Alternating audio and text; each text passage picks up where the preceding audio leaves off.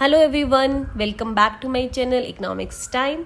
और आज की वीडियो लेक्चर में हम डिस्कस करने जा रहे हैं Leibenstein theory of critical minimum effort, Leibenstein का न्यूनतम आवश्यक प्रयत्न सिद्धांत। That was published in his book economic backwardness and economic growth in 1957. Basically, Harvey Leibenstein has propounded this theory of critical minimum effort as an attempt to provide a solution to the problems of underdeveloped countries. जो most pressing problem होती है अंडरडेवलप्ड countries में, that is the vicious circle of poverty, ठीक है, which causes an environment on inertia which makes the development variable income, employment, saving, investment move in the backward direction and reverse the process of development. तो main problem होती है that is vicious circle of poverty, कि जो अंडरडेवलप्ड countries के अंदर population ज़्यादा होती है, कैपिटल एक्यूमुलेशन है वो लो होता है, जो पर कैपिटल इनकम है वो कम होती है, जिसकी वजह से लो सेविंग, लो इन्वेस्टमेंट, नेशनल इनकम है वो कम हो जाएगी। तो इकोनॉमी क्या होती है, एक विशेष सर्कल ऑफ पॉवर्टी के अंदर फंस जाती है, पॉवर्टी ट्रैप के अंदर फंस जाती है। आपने वो लाइन पढ़ी होगी, country is poor because it's poor, ठीक है। तो पॉवर्टी ही पॉवर्टी का रीजन, पॉवर्टी ही पॉवर्टी का रिजल्ट निकल के आती है। तो उस केस में अगर उस इकोनॉमी को, अंडरडेवलप्ड कंट्री को उस विशेष सर्कल ऑफ पॉवर्टी से बाहर निकलना है तो एक ही solution, that is critical minimum effort. ये हार्वे लेबनस्टीन ने कहा कि ये जो विशेष सर्कल पॉवर्टी है ये एक ऐसा इन्वायरमेंट क्रिएट कर देती है, इन्वायरमेंट ऑफ इनर्शिया, जो पूरे डेवलपमेंट वेरिएबल को बैकवर्ड डायरेक्शन के अंदर मूव करने के लिए मजबूर करते हैं, पूरे जो प्रोसेस ऑफ डेवलपमेंट है उसको रिवर्स कर देते हैं। तो this critical minimum effort is needed to overcome this inertia और to move the economy in the direction of economic development. तो अगर इकोनॉमी को उस विशेष सर्कल ऑफ पॉवर्टी से बाहर निकालना है तो ये क्रिटिकल मिनिमम एफर्ट जरूरी है उन इकोनॉमीज के लिए।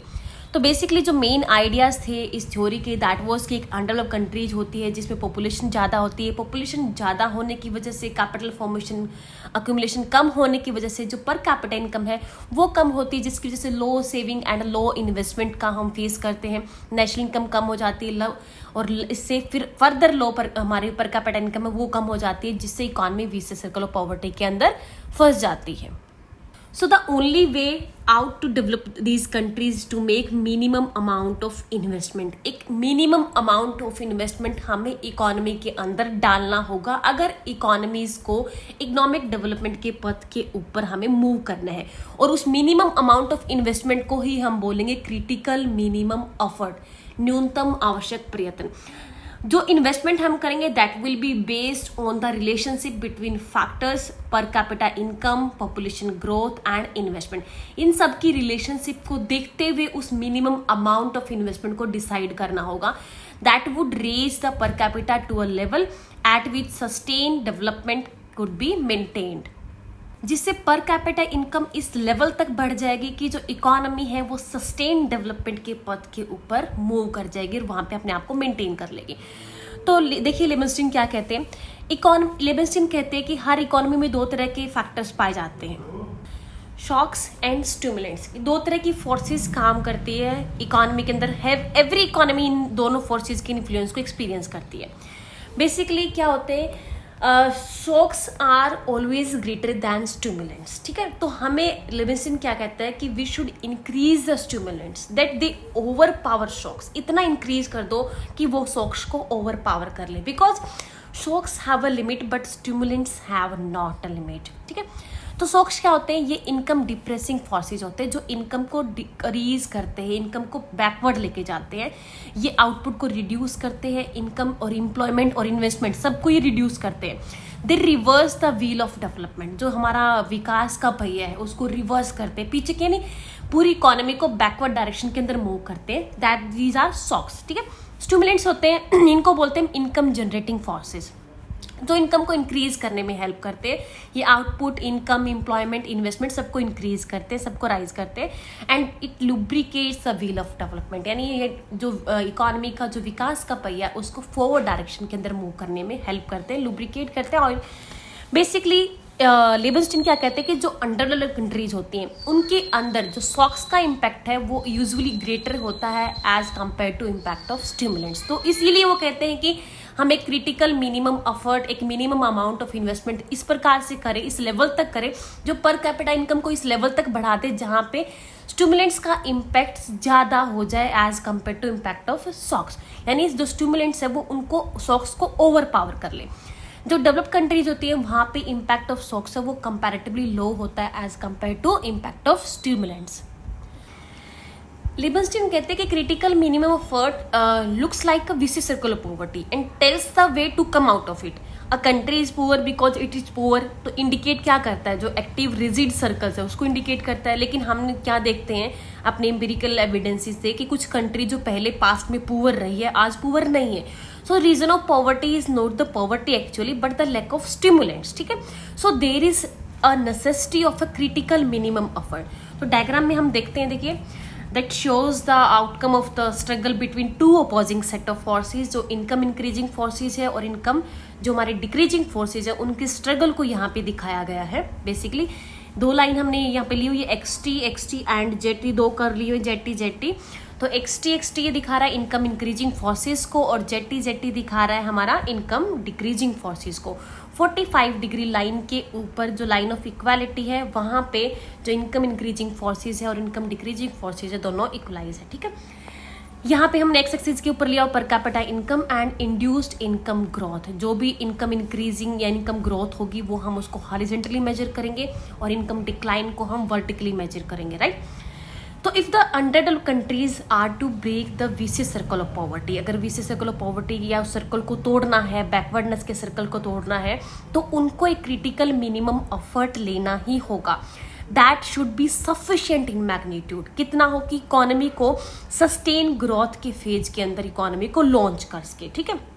मान लीजिए if the income level of initial period is OM, right, OM है, तो इनकम रेजिंग जो फोर्सेस है वो इनकम जनरेट करेंगे, जो भी बेसिक इनकम लेवल को इंक्रीज करेंगे बाय द अमाउंट NA। हम इसको जो इनकम इंक्रीज होगी उसको हम हॉरिजेंटली मेजर करेंगे from the line of equality. तो इनकम इंक्रीजिंग फोर्सेस है वो इनकम को इंक्रीज करेंगे, रेज करेंगे बाय द अमाउंट NA, ठीक है। एंड इनकम डिप्रेसिंग जो फोर्सेस है that would have reduced the income by the amount FB, that is measured vertically down from 45 degree line, ठीक है। So an initial income level OM will generate the path ABCD। ये वाला income जो development का पथ है ये वाला जनरेट होगा ABCD, क्योंकि यहाँ पे इनकम डिप्रेसिंग फोर्सेज है उनका इम्पैक्ट ज़्यादा है जो इकोनॉमी को बैकवर्ड डायरेक्शन के अंदर मूव करेंगे। तो ये वाला पथ जनरेट होगा ABCD and so on until the path eventually settles at point E, जहाँ पे इकोनॉमी को वापस से ये पॉइंट के ऊपर रिस्टोर कर लेता है, ठीक है। Similarly an explosive income path is generated if we begin with the level of per capita income above the level OK।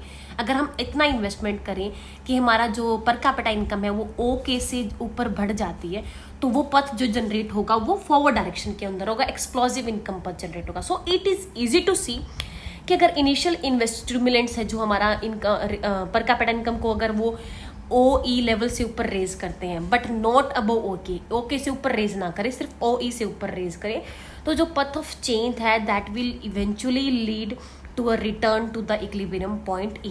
तो OA से जितना भी अगर इन्वेस्टमेंट होगा, जितना हमारा पर कैपिटा इनकम अगर OK से नीचे ही रह जाती है इंक्रीज होके, तो जो पथ जनरेट होगा वो हमारा वापस से इकोनॉमी को E पॉइंट के ऊपर रिस्टोर कर लेगा, जो कि एक लो लेवल इक्विलिब्रियम पॉइंट है, लो लेवल ऑफ पर कैपिटा इनकम जहाँ पे है। However, if the stimulants are large enough कि इनकम है वो OK से ऊपर बढ़ जाती है, तो जो पथ ऑफ चेंज है that is one of endless expansion, ठीक है। आप इमेजिन नहीं कर सकते इकोनॉमी इतना मतलब एक्सपेंड करेगी।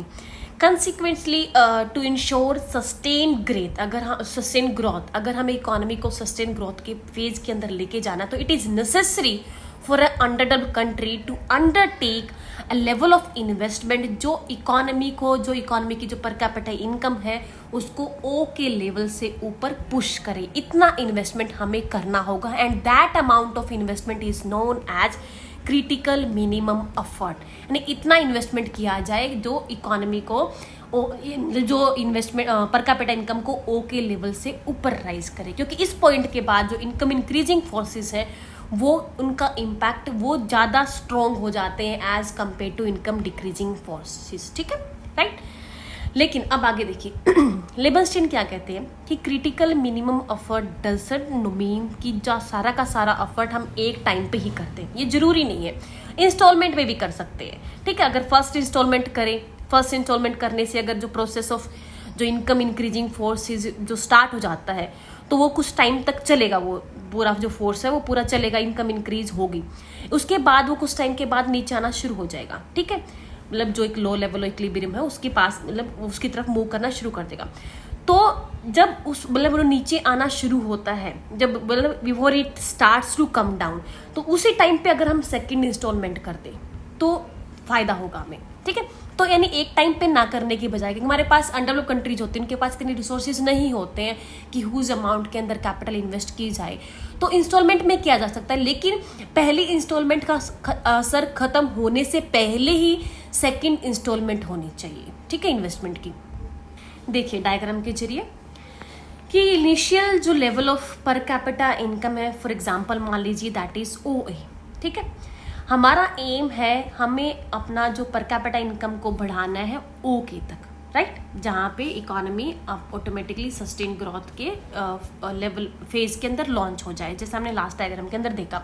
तो OK लेवल तक हमें पर कैपिटा इनकम को इंक्रीज करना है। तो first installment should be done in such amount कि इनकम लेवल है वो हमारा OB लेवल तक बढ़ जाए। पहले इंस्टॉलमेंट इतनी हमारी होनी चाहिए जहाँ पे इनकम इंक्रीजिंग फोर्सेस हैं वो एक्टिव हो जाते हैं और keep on increasing per capita income, keep on increasing per capita income for some time, ठीक है, बिफोर जो हमारा Y2 starts to come down, जो हमारी पर कैपिटा इनकम है वो कम नीचे आना शुरू होती है, उससे पहले ही second instalment of investment should be done so that per capita income can increase equal to CD, right, and reach the level of OK। तो जो process of autonomous sustain growth है वो वहाँ पे मतलब स्टार्ट हो जाएगा, ठीक है। If we increase the income from OA to OK by 1, अगर बाई 1 टाइम इन्वेस्टमेंट, अगर हम सीधा एक OA, हमारा इनिशियल लेवल ये है OA, अगर हम OA से सीधा हम एक टाइम इन्वेस्टमेंट में हमारा जो पर कैपिटा इनकम इंक्रीज कर देते हैं OK लेवल तक एक इन्वेस्टमेंट में, तो हमारी कॉस्ट कितनी आएगी, एक टोटल ये हमारी कॉस्ट आएगी, राइट, ठीक है। अगर हम इंस्टॉलमेंट में करते हैं, इंस्टॉलमेंट में क्या करेंगे, पहले हम बढ़ाएंगे इन्वेस्टमेंट को जिससे पर कैपिटा इनकम इंक्रीज हो AB लेवल तक, राइट, AB, फिर उसके बाद हमने इसके यहाँ से इनकम इंक्रीजिंग फोर्सेस का जो एक्ट है वो स्टार्ट हो जाता है, वो इनकम को बढ़ाना शुरू कर देती है, उसके बाद हमें सेकंड इंस्टॉलमेंट स्टार्ट करनी है, राइट। तो हम फिर जो सेकंड जो इन्वेस्टमेंट है वो करेंगे by the amount FK। Installment में हम इन्वेस्टमेंट करेंगे तो हमें कॉस्ट आएगी AB plus FK which is smaller than AK level of investment, तो हमें कॉस्ट भी कम आती है, ठीक है। तो ऐसे लेबनस्टीन कहते हैं कि हमें जरूरी नहीं कि एक टाइम पे ही इन्वेस्टमेंट करना होगा, हम उस इन्वेस्टमेंट को इंस्टॉलमेंट में भी कर सकते हैं, लेकिन ये ध्यान रखना है कि जब फर्स्ट इंस्टॉलमेंट का असर खत्म होना शुरू हो जाता है उससे पहले हमें सेकंड डोज इन्वेस्टमेंट की देनी पड़ेगी इकोनॉमी के अंदर। तो ये था हमारा critical minimum efforts theory of Leibenstein. Thank you very much, please keep watching.